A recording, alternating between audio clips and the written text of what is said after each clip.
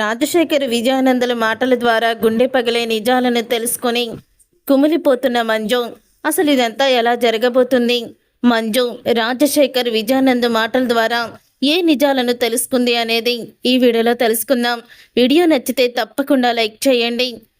విజయానంద్ అయితే గణ మీద కోపంతో రగిలిపోతూ ఉంటాడు.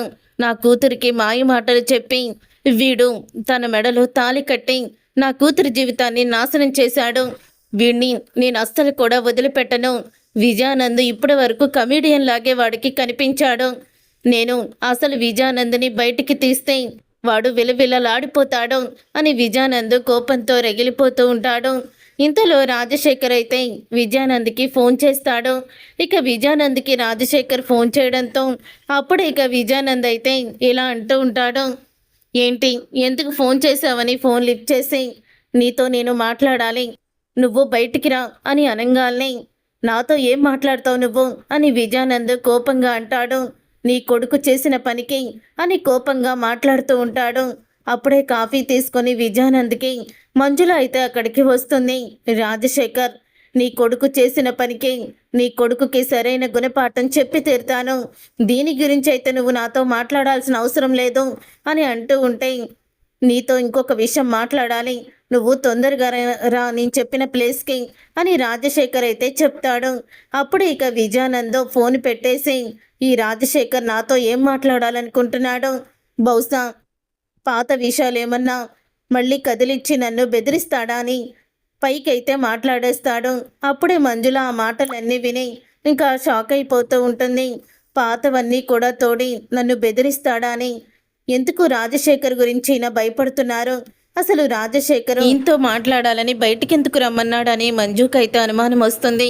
అప్పుడు ఇక మంజు విజయానందని ఫాలో అవుతూ ఇక రాజశేఖర్తో ఏం మాట్లాడుతున్నాడో విందామని వెనకాలే వెళ్తుంది. ఇంతలో విజయానంద్ రాజశేఖర్ని అయితే కలుస్తాడు. కలిసిన తర్వాత అప్పుడే ఇక రాజశేఖర్ కాలర్ పట్టుకొని విజయానంద్ అయితే ఇలా అడుగుతూ ఉంటాడు. నీ కొడుకుని కావాలనే కదా నా కూతురి మీద ఉసిగొలిపి మెడలో తాలి కట్టించి పెళ్లి చేయించావు, అంటే నిన్నేమీ చెయ్యకూడదనే కదా నీ కొడుకుని నా కూతురికి భర్తని చేశావు అని అడుగుతూ ఉంటాడు విజయానంద్. ఆ మాటలు విని రాజశేఖర్, అసలు నేనేం మాట్లాడుతున్నానో, ఏంది నువ్వు ఎందుకు ఇలా చేస్తున్నావు, నేనేం మాట్లాడుతున్నానో నీకు తెలుసా, నిన్నెందుకు రమ్మన్నానో తెలీదా నీకు అని అడుగుతూ ఉంటాడు రాజశేఖర్. అప్పుడే విజయానంద్, ఏం మాట్లాడతావురా, నాతో ఏం చెప్తావు నువ్వు ఇంకా అని అంటూ ఉంటే నేను చెప్పేది కొంచెం విను, ఆ తర్వాత నీ ఇష్టం వచ్చినట్లు మాట్లాడు, ముందు నన్ను చెప్పనివ్వు అని రాజశేఖర్ అనడంతో సరే చెప్పు అని విజయానంద్ అంటాడు. అప్పుడే చెట్టు చోట నుండి వింటూ ఉంటుంది మంజు అయితే వాళ్ళ మాటలని.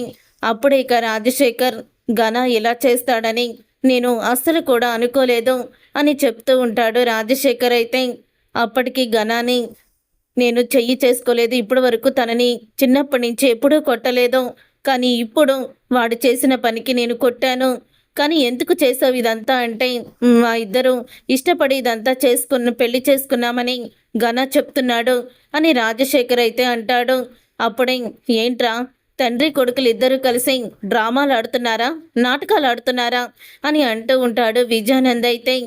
నువ్వు కావాలని నా గతం గురించి నీకంతా కూడా తెలుసు, అందుకని నువ్వు నా గతం గురించి నువ్వు మంజుకి సిద్ధుకి నిజం చెప్పాలని ఎన్నోసార్లు ప్రయత్నించావు, కానీ నిన్ను నోరు విప్పకుండా బ్లాక్మెయిల్ చేస్తూ వచ్చాను. ఇదంతా మనసులో పెట్టుకొని నువ్వు నన్ను సాధించడానికి నా కూతురు మెడలో నీ కొడుకు చేత తాళి కట్టించావని నాకు అర్థమైపోయింది. అంటే నా గతం గురించి మొత్తం నీ కొడుకుకి నువ్వు చెప్పేశావు, అందుకే వాడు ఇలా చేశాడు, నా మీద పగ తీర్చుకోవడానికే కదా చేశాడు.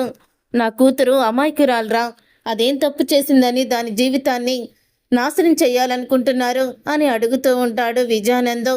అప్పుడే రాజశేఖర్, నువ్వు చేసిన పాపాలకే నీ కూతురికి అవి శాపాలుగా మారి ఇలా జరుగుతున్నాయి అని అంటాడు రాజశేఖర్. ఆ మాట విని ఒక్కసారి విజయానంద్, ఇంకొకసారి గతం గురించి మాట్లాడావంటే బాగోదు చెప్తున్నా, ఏంటి పాత సామెతలు గుర్తు తీసుకొస్తున్నావా అని అనగానే అవును, నువ్వు చేసిన తప్పులే ఇప్పుడు నీ పిల్లల పాటలిట శాపాలుగా మారాయి, నువ్వు చేసింది మామూలు ద్రోహం కాదు, మామూలు పాపం కాదు కదా అని చెప్తూ ఉంటాడు రాజశేఖర్. అసలు ఈయన గతం గురించి రాజశేఖర్కి ఏం తెలుసు?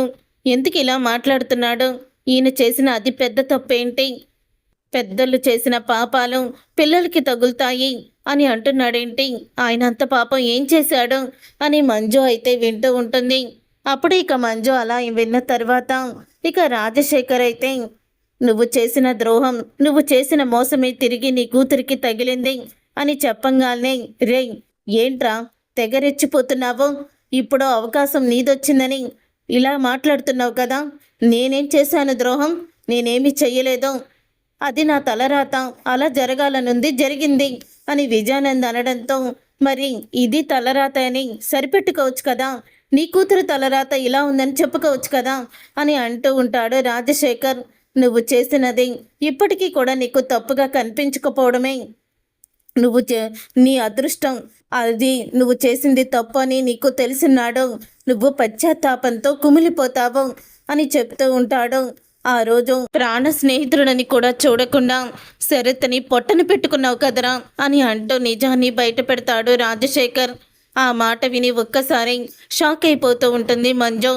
ఇక మంజు షాక్ అయిపోతూ, ఏంటి రాజశేఖర్ మాట్లాడేది అని షాక్ అయిపోతూ ఉంటుంది. అప్పుడు ఇక విజయానంద్, రే ఆ రోజు మీ ఇద్దరూ కలిసి నన్ను బిజినెస్ పార్ట్నర్గా తీసేశారు. అదే కోపాన్ని చూపించాను. అయినా నేను చేసిన తప్పేముంది? ఆ శరత్ని నేనే చంపాను, అది నేను ఒప్పుకుంటాను. కానీ మంజుకి నేను భర్త లేని లోటు తీర్చాను. మంజుని పెళ్లి చేసుకొని తనకి జీవితాన్ని ఇచ్చాను. తన భర్త కోల్పోయాడనే బాధ నుంచి మంజుని మర్చిపోయేలా చేశాను అని అంటూ ఉంటే, నువ్వెందుకు చేశావో నాకు మొత్తం తెలుసురా. శరత్ గారిని చంపేస్తే ఆ కంపెనీని నువ్వే వేయలొచ్చని అనుకున్నావు. ఆ కంపెనీని నీ గుప్పెట్లో పెట్టుకొని ఇంకా డబ్బు సంపాదించాలి, ఆస్తి మొత్తం నీకే కావాలని అనుకున్నావు. అనుకునే కదరా పాపం ఆ సిద్ధు బాబుని కూడా వాళ్ళమ్మకి దూరం చెయ్యాలనుకున్నావు. ఆ సిద్ధు బాబుని నువ్వు ఆవిడ చూడనప్పుడల్లా కూడా తిడుతూ, కోపాన్ని చూపిస్తూ, ఎదురుగుండా ప్రేమని నటిస్తూ ఆ సిద్ధుని వాళ్ళమ్మకి దూరం చేశావు. సిద్ధు నీ మీద కోపంతో నిన్ను తిడుతూ ఉంటే వాళ్ళమ్మ దృష్టిలో సిద్ధు నిన్ను తిడుతున్నాడని, చెడ్డవాడని అనుకుని తను కూడా దూరం పెట్టింది. ఇలా మంజు మేడం గారిని ఎన్నిసార్లు మోసం చేశావు, ఎన్నిసార్లు నువ్వు దగా చేశావు అని అడుగుతూ ఉంటాడు. అప్పుడే రాజశేఖర్ అయితే, ఇక రాజశేఖర్ మాటలు విని షాక్ అయిపోతూ ఉంటుంది మంజు. అవునరా, ఆ సిద్ధుగాడు మరి మంజు కొడుకో, ఆ శరత్ కొడుకో, ఆస్తి మొత్తం వాడికే దొక్కుతుంది. అలా జరగనివ్వను. ఏ ఆస్తి కోసమైతే శరత్ని చెప్పి మంజుని పెళ్లి చేసుకున్నానో ఆ ఆస్తిని నేను దక్కించుకొని ఆస్తితో నా కూతురు జీవితాన్ని ఆనందంగా ఉంచాలనుకున్నాను. కానీ నీ కొడుకు వచ్చి ఇప్పుడు దాన్ని పెళ్లి చేసుకొని నాకు ట్విస్ట్ ఇచ్చాడు. కానీ నేను మాత్రం నీ కొడుకుని వదిలిపెట్టను. నేనెంత మంచి ఉన్నాం అంత రాక్షసుని కూడా అంటూ కోపంతో రగిలిపోతూ ఉంటాడు విజయానంద్. చూశారుగా ఫ్రెండ్స్, మరి మంజు విజయానంద్ నిజస్వరూపాన్ని తెలుసుకొని తన భర్తని చంపింది విజయానంద్ అని తెలుసుకున్న మంజు ఏ నిర్ణయం తీసుకోబోతుంది, ఏం జరగబోతుంది అనేది రాబోయే కథలో తెలుసుకుందాం.